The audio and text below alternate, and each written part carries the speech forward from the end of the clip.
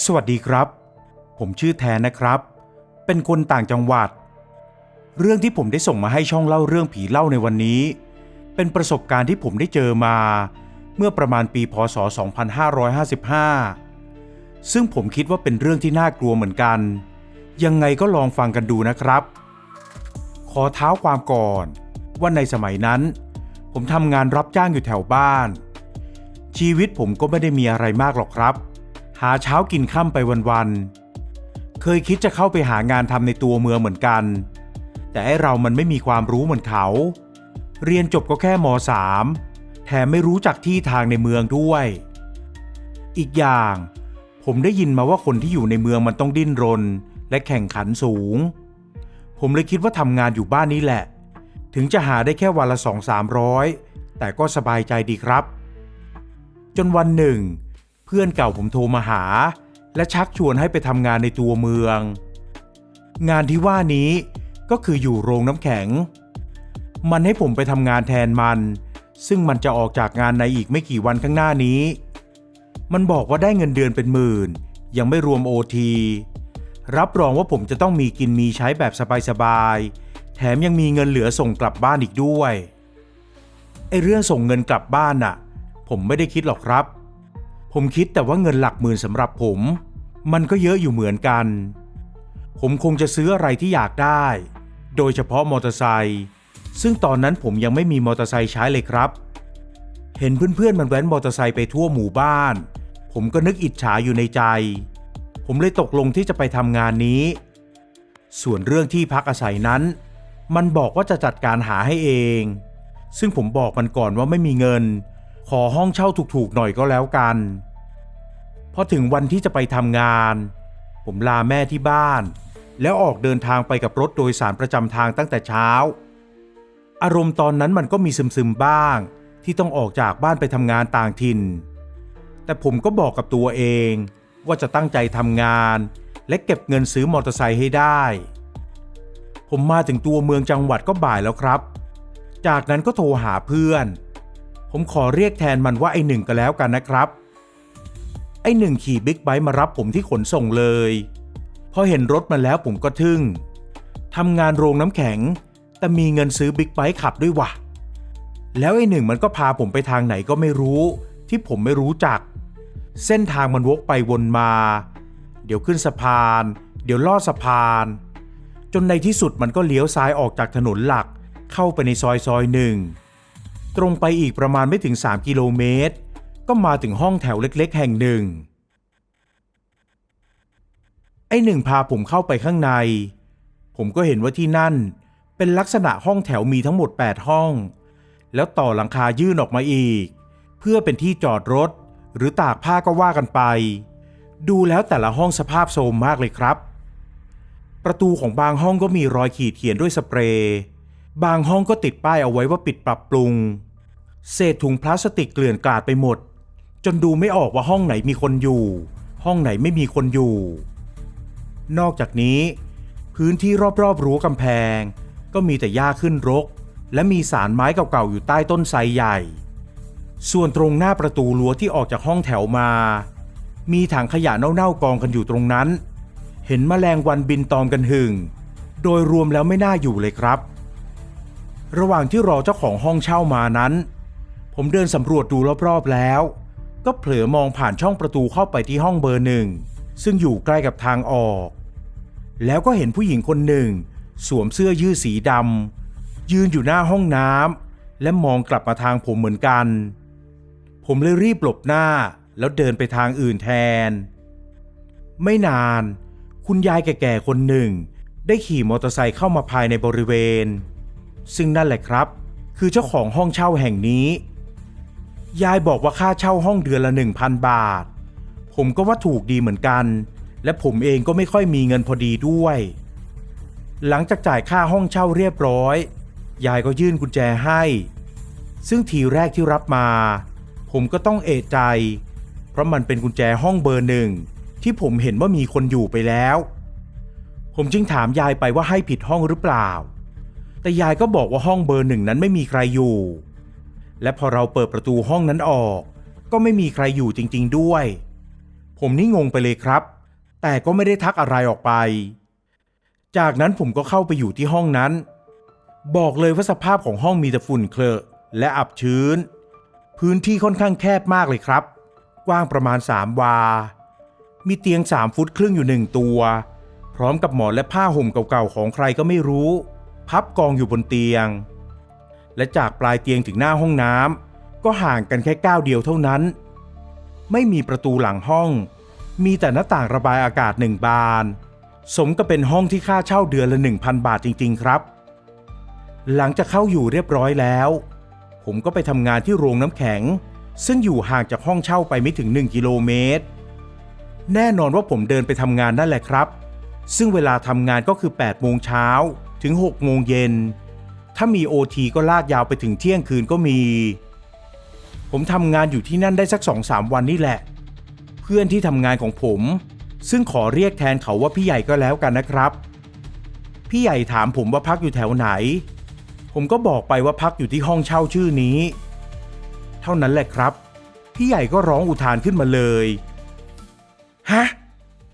ไอห้องพักใกล้ๆเนี่ยเหรอแล้วพี่ใหญ่ก็เรียกเพื่อนร่วมงานคนอื่นเข้ามาคุยด้วยซึ่งพวกเขาก็ถามผมกันใหญ่เอ็งอยู่ที่นั่นเจอผีหลอกหรือเปล่าวะถึง 2-3 วันมานี้ผมจะไม่ได้เจออะไรแต่ผมก็อึ้งกับคำถามนี้เหมือนกันแล้วพี่ใหญ่ก็พูดต่อเอ็งไม่รู้อะสิเมื่อปีก่อนนี่เองมีผู้หญิงฆ่าตัวตายในห้องน้ำที่ห้องเช่านั่นแต่ไม่รู้ว่าห้องไหนเหมือนกันแล้วใครพาเอ็งไปอยู่ที่นั่นวะผมก็บอกไปเลยว่าไอ้หนึ่งเพื่อนของผมนี่แหละที่เป็นคนพาไปอยู่แล้วทุกคนก็แนะนำผมว่าให้ย้ายออกจะดีกว่าถ้าไม่อยากเจอดีซึ่งผมก็ไม่รู้จะพูดยังไงดีไอ้เรื่องที่เขาว่าจริงหรือไม่จริงอย่างไรผมก็ไม่รู้แต่ผมไม่มีเงินเหลือที่จะย้ายออกจากที่นั่นแล้วครับเลิกงานตอนเย็นผมก็เดินกลับห้องพักคนเดียวพอไปถึงห้องพักก็เห็นวัยรุ่นยืนเกาะกลุ่มกันอยู่ที่หน้าห้องพักเบอร์ 3พวกมันต่างจ้องผมเป็นตาเดียวเหมือนจะหาเรื่องเลยครับผมรีบเปิดประตูและเข้าห้องไปอย่างไวแล้วคืนนั้นผมก็ได้ยินเสียงพวกมันเอะอะดังจนนอนไม่หลับผมตัดสินใจออกมาจากห้องตั้งใจว่าจะไปบอกพวกมันว่าให้เงียบๆหน่อยแต่พอเดินไปที่หน้าห้องซึ่งพวกมันปิดประตูกันอยู่ในห้องเปิดเสียงเพลงดังแล้วผมก็ได้กลิ่นอะไรบางอย่างคล้ายกับช็อกโกแลตซึ่งชัดเจนเลยครับว่าพวกมันมั่วสุมเสพยาบ้ากันอยู่แน่ๆพอรู้ดังนั้นผมก็เปลี่ยนใจเดินกลับห้องดีกว่าไม่อยากไปยุ่งกับพวกมันแล้วแต่พอกลับมาอยู่ที่ห้องแล้วก็ยังได้ยินเสียงพวกมันเอะอะกันอยู่เลยทำได้แค่ข่มตานอนให้หลับแต่นอนยังไงมันก็ไม่หลับรำคาญก็รำคาญแต่ก็ไม่กล้าไปเตือนพวกมันด้วยเหมือนกันแต่แล้วพอนอนนานๆไปจังหวะที่จะเคลิ้มหลับอยู่แล้วนั่นเองอยู่ๆผมก็ต้องสะดุ้งตื่นเมื่อได้ยินเสียงประตูห้องน้ำมันเปิดช้าๆอย่างน่าขนลุกทั้งที่ไม่มีลมพัดใดๆทั้งนั้นแล้วพอเงียบไปได้สักครู่ใหญ่อยู่ๆก็ได้ยินเสียงน้ำไหลมันดังเหมือนกับมีคนเปิดก๊อกน้ำใส่ถังเท่านั้นแหละครับผมลุกขึ้นมาเปิดไฟในห้องทันทีแล้วก็เห็นจากแสงไฟที่ส่องเข้าไปในห้องน้ำว่าประตูมันถูกเปิดเข้าไปจนสุดทว่าไม่เห็นว่าก๊อกน้ำมันเปิดอยู่แสดงว่าผมอาจจะหูฝาดไปเองก็ได้เวลานั้นผมดูนาฬิกาก็ตี 1แล้ว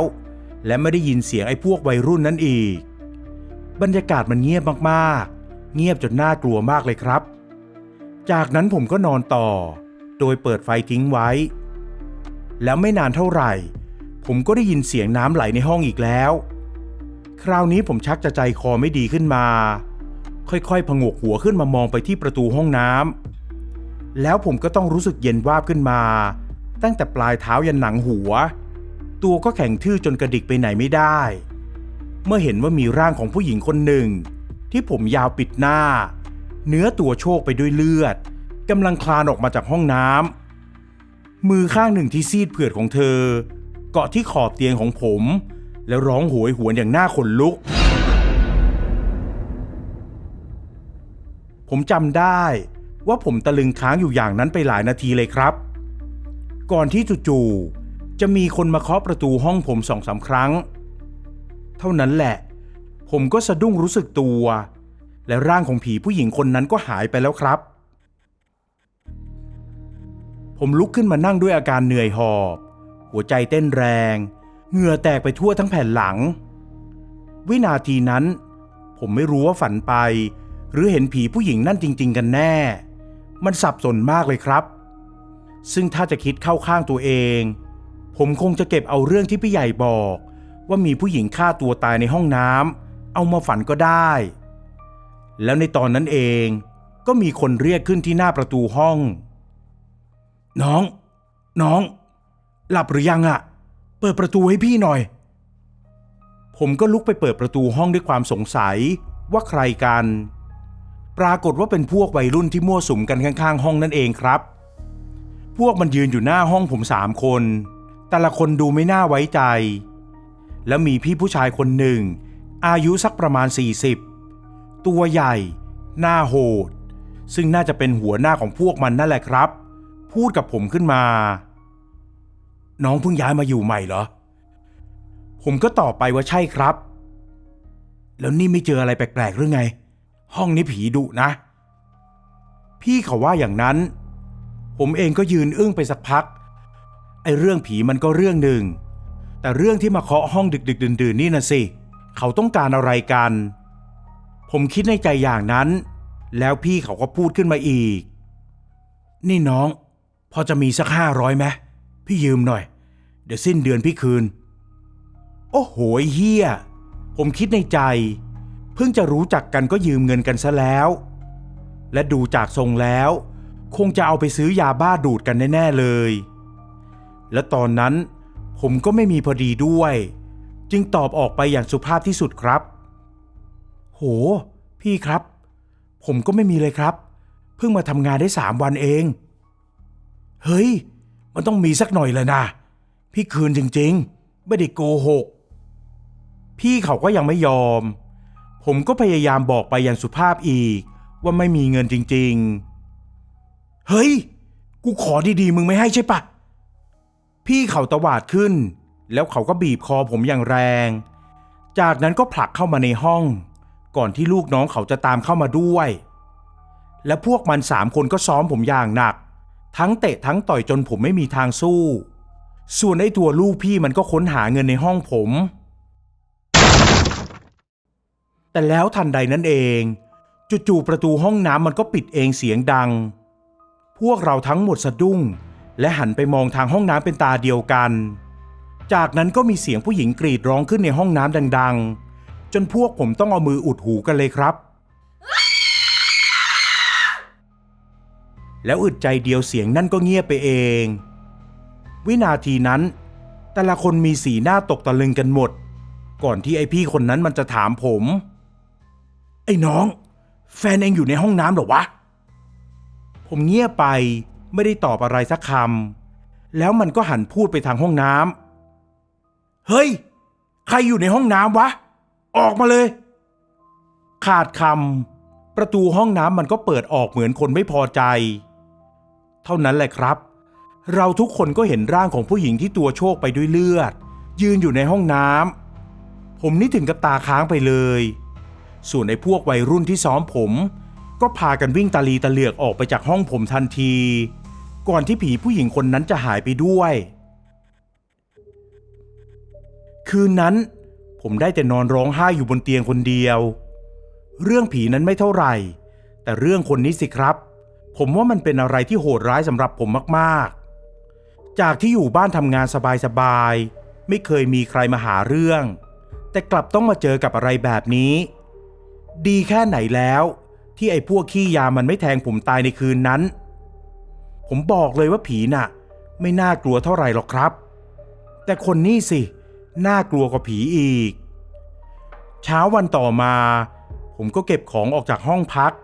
ไปลาออกจากงานแล้วกลับบ้านเลยครับตั้งแต่นั้นมาผมก็ไม่กล้าเข้าไปอยู่ในเมืองอีกเลย